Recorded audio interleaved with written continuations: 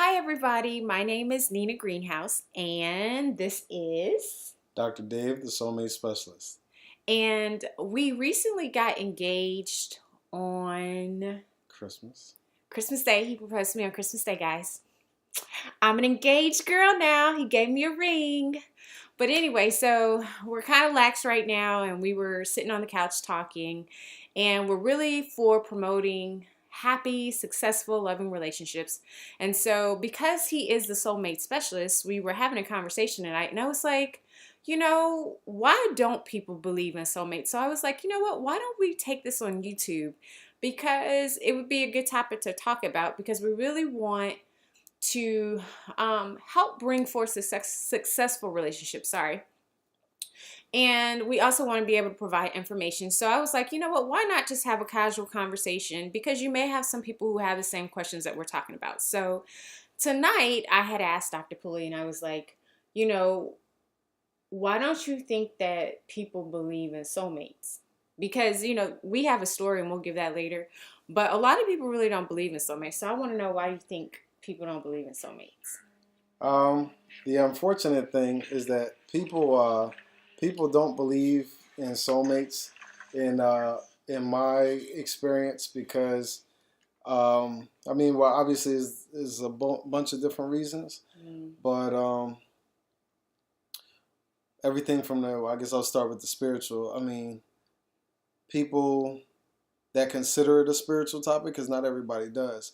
But for those who consider it a spiritual topic, um, they're not spiritual. So for people who are not spiritual and they consider it a spiritual topic, especially the way I talk about it, no, they don't believe in that. Some people think it's too fantasy like, too storybook or movie, too much of a movie type topic, or what some people call it, they call it fluff. So it's too fluffy of a topic. So they don't believe in it. For that reason, they don't think it's realistic. Um, Everything from that to some people, they used to believe. Actually, there's a good amount of people who used to believe at some point, and um, life in general, heartbreak, disappointment, uh, divorces, breakups, things that happen in their relationship and relationship history causes them to be, what people call, we say, jaded. They become jaded where they don't, they lose that belief in the possibilities. They lose that hope, and so they feel that because people tend to be younger when they believed in it, they feel that it's a younger thing or a kid thing or it's childish or juvenile or um, too storybook, because again it's not realistic, but they're not the ones who say it just isn't realistic at all. They're the ones who, because of their life experiences have taught them that it must be unrealistic, because look at how things have um, transpired in their lives. Look at how their lives have unfolded. So because of how things have gone, it must be unrealistic, because here they are, they're older, they're, usually they're 20 something plus, 27 plus, and they haven't found it, haven't seen it in their own lives, and a lot of times, unfortunately, not even in the lives of their parents, not even in the lives of the older people that they grew up around or that they are currently around.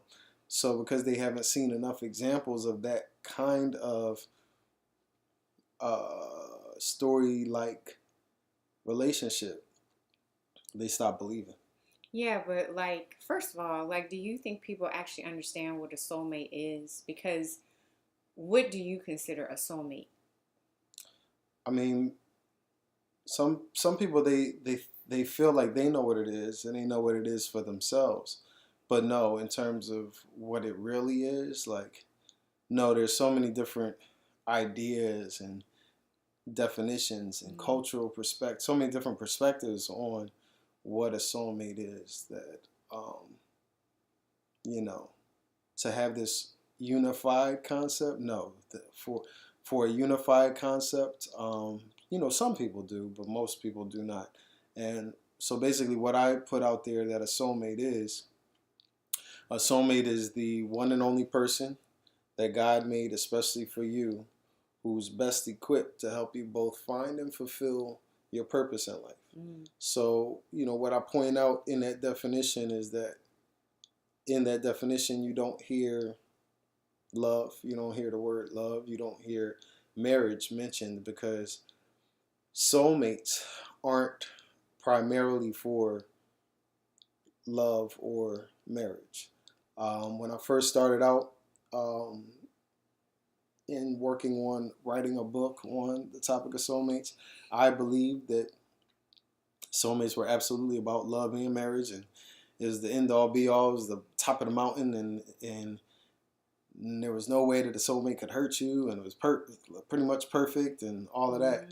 And I have discovered along the years that a lot of those notions were not true. That soulmates, for some who have both soulmate and ordained spouse in the same person, that soulmate can, a lot of times love is involved, but it's not a part of that definition because it's not always involved.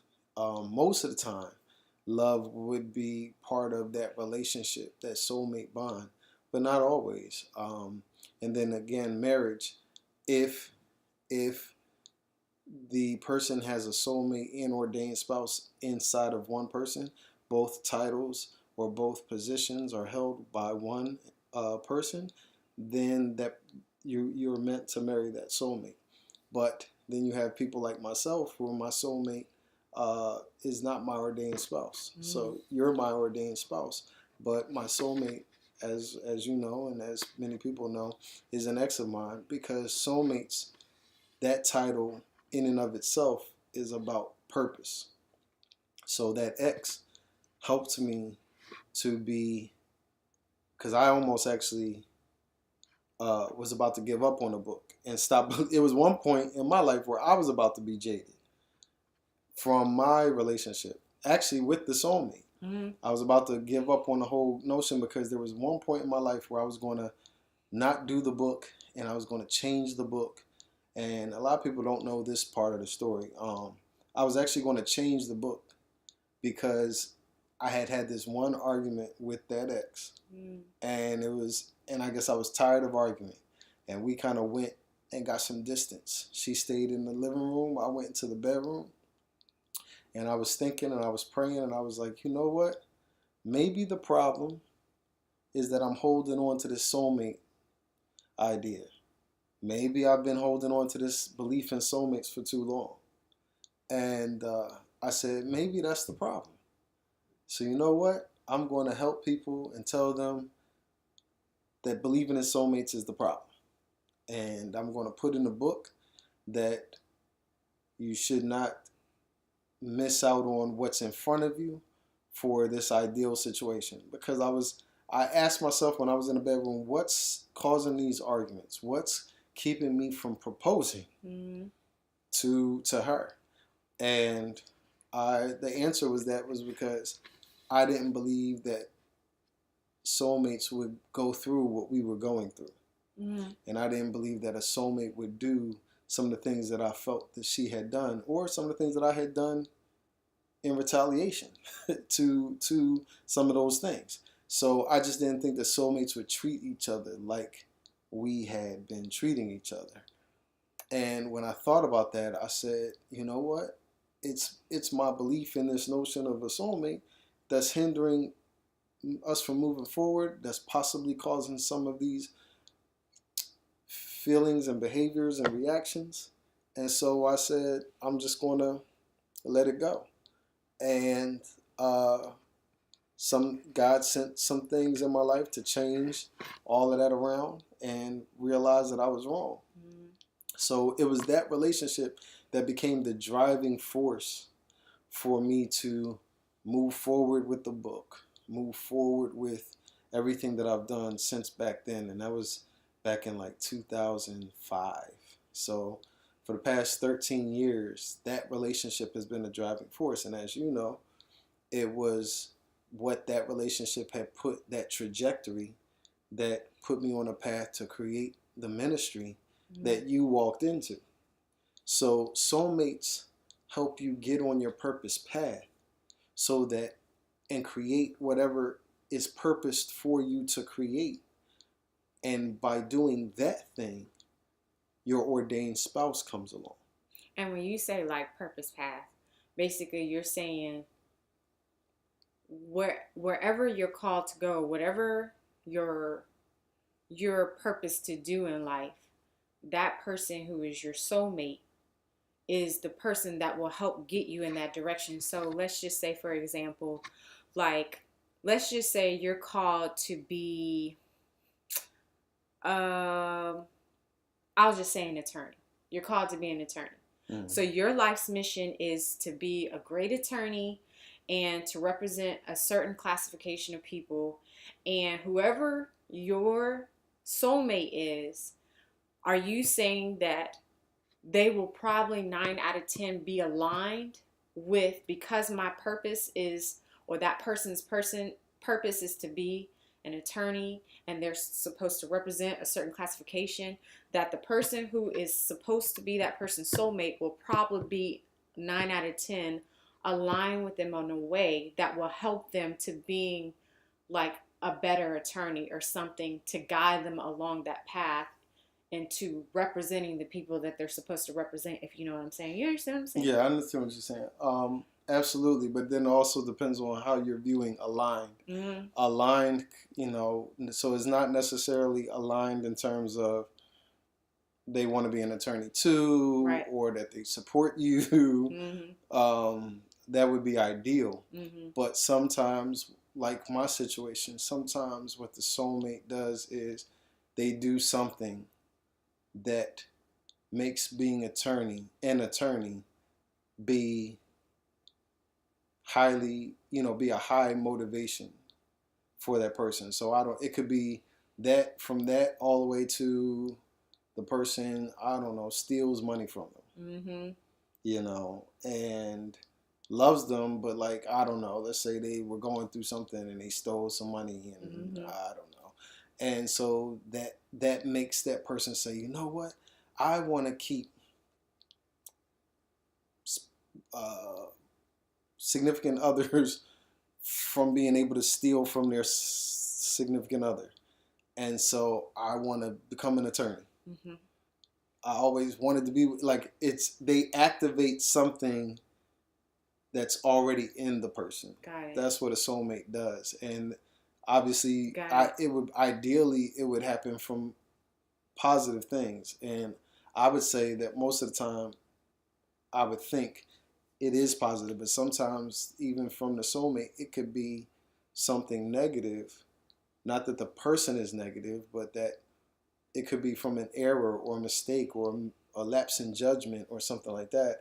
But it hurts the person. It does something to that person where it activates and catalyzes mm-hmm, that purpose that's inside there already, that it has been lying dormant, that the person has been thinking about, and it creates that spark, that ignition, that ignites it and makes them say, I'm going to just go ahead and do it. So basically, your soulmate is the fire starter. Basically, they're the person that lights that match to get that fire going for whatever fire that is in that person. Yeah. So my question to you is, like, we're young guys. We're still in our 30s. Fairly he says we're old. We're not old. We're not getting old. We're getting younger. Mm-hmm. We're in our 30s. We're young. 30s are the new 20s. Mm-hmm. But so says Jay-Z. Anyway. But my other question is, we're young. So you being the man that you are, like, what got you into being so passionate about the topic soulmates, because everybody's not talking about soulmates, and the reality is, I mean, let's just be real. Everybody doesn't believe that they're, because with soulmates, right, you're saying that there's one person Right. that's for you. That's one. And everybody's like, yeah, right. Well, what about all the other people? So you're saying if I don't, this is the common thing that people say. Well, if I don't meet that one, does that mean that if I'm dating somebody else, I'll miss the person that I'm supposed to be with and I'll never be with the right person for me? So basically, you have all these people who are in wrong relationships because they didn't connect with the person that they were supposed to be with. And I know whoever's watching this, some of y'all are saying, right, right. That's exactly what we're saying. So with that, you know, how do you even answer that? But even before you answer that, going back to what I originally asked, which is what got you so passionate in talking about the topic? I mean, he's a doctor, so you wrote your dissertation on soulmates, right? Mm-hmm. So what got you into saying, you know what, there is something to this soulmate thing, and even though a lot of people don't walk this walk, I know for a fact that this is something that's true. For me, it goes back to childhood. Like, you know, so we're always, every living, breathing person is a uh, result of their background, you know. And so my parents divorced when I was very young. I think I was 3. And some of my earliest memories are of my parents arguing.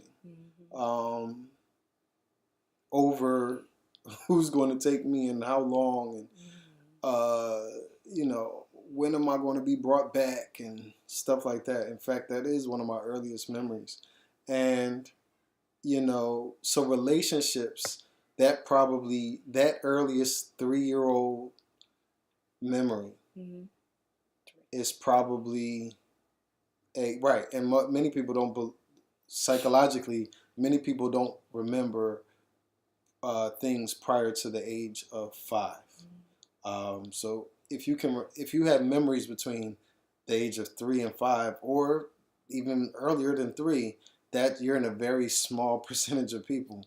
But look at the memory that's seared there is an argument, a relationship argument.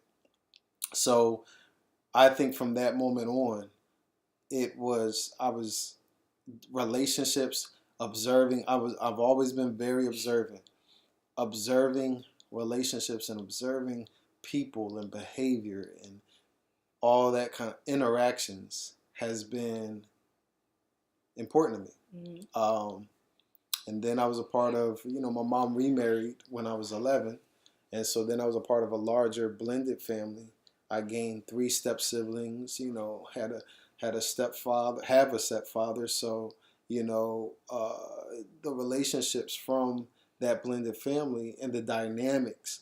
Then I became, you know, I was older, so then I was interested in observing, you know, how people that weren't a part of a family, how they become one family, and how the different backgrounds mesh together, and all of that stuff was intriguing to me. So relationships in general, especially romantic relationships, have been huge part of my focus, part of my attention for a very long time, since childhood, since as long as I can remember. I was always called a hopeless romantic when I was a little kid. My first girlfriend, I remember my mom told me I was so serious about my my little. She said it wasn't. She was like, "This ain't no puppy love, like." You know, this little guy is, you know, and it wasn't just my mom. People used to say how serious I was. My heart got broken. She kissed. I found out she kissed a guy in her grade. She was older than me. She kissed a guy in her grade, and I found out, and I was just so hurt by it. Just loving relationships, just pretty much all my life.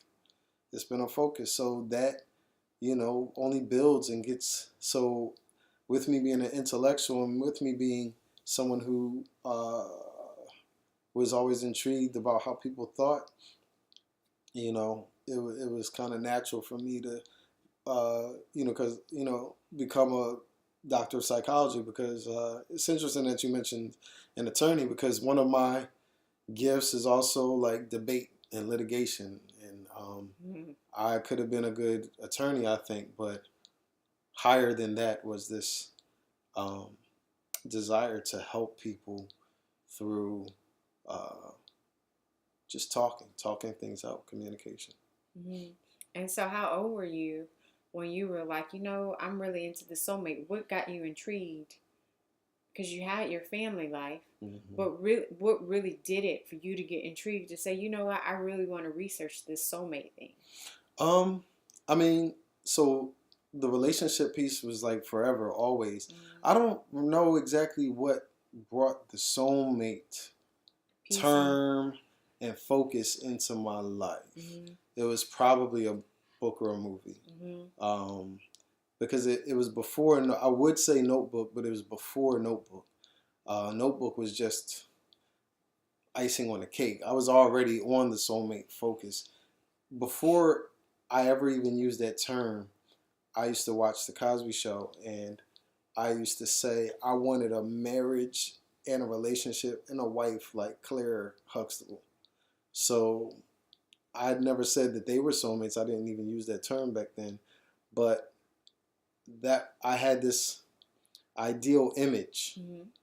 of what I wanted for myself and what I thought was ideal. And I thought that that relationship was ideal. It was the best I had seen on anywhere, really, to be honest. Anywhere. Mm-hmm. It was the best I'd seen in real life, best I'd seen on TV or movies. And so that built into somewhere the term soulmate was introduced.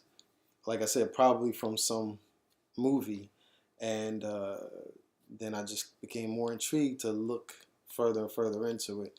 And so when I started my program, doctoral program, it was just a no